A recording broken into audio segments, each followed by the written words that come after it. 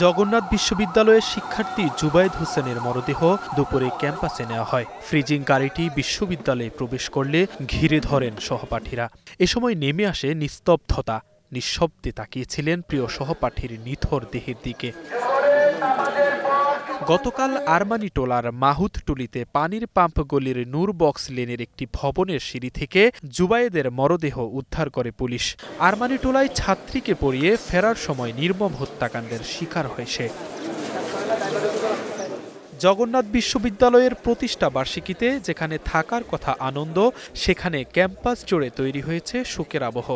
সমাবর্তনে সে একটি সার্টিফিকেট অর্জন করে বাবা মাকে হাসি মুখে তাদেরকে গাউন পরিয়ে দিবে, সেই স্বপ্নটুকু তো তার অধরাই রয়ে গেল। ভালো বন্ধু দেখা হবে না, আসলে এই অনুভূতিটা আসলে ব্যক্ত করার মতো না। আমাদের দুদিন পরে ভার্সিটি ছিল, একসাথে আসতাম, এনজয় করতাম একসাথে, কিন্তু এসব আর হবে না কখনো একসাথে। আমরা বিচার চাই ওর। আমরা এখনো বলার মতো সিচুয়েশনে নাই, কথা বলার মতো কিছু, আমরা এটা মেনে নিতেই পারতেছি না।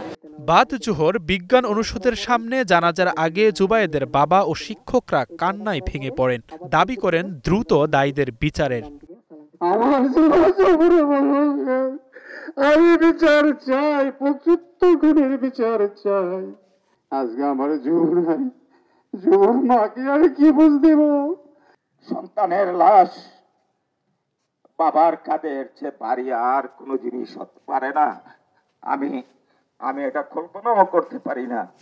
আমি আমার সন্তানের রুহের মাগফিরাত কামনা করি। রব্বুল আলামিন যেন তাকে জান্নাতুল ফেরদাউস নসিব করেন।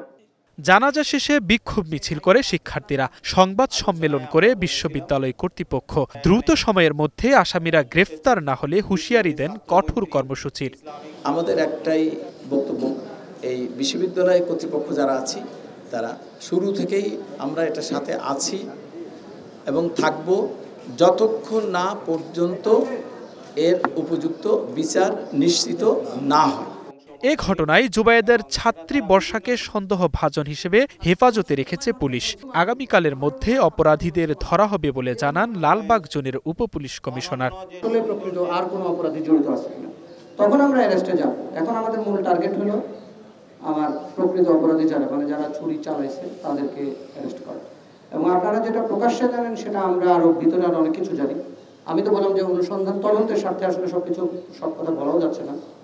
আপনারা আমাদের উপর আস্থা বিশ্বাস রাখেন, আমার মনে হয় আপনারা খুশি হবেন এবং আগামীকাল সকাল 10টা লাগবেন। জুবায়েদ জগন্নাথ বিশ্ববিদ্যালয়ের ১৯-২০ বর্ষের শিক্ষার্থী ও ছাত্র দলের আহ্বায়ক কমিটির সদস্য ছিলেন। Jisan Ahmed, star news, Dhaka.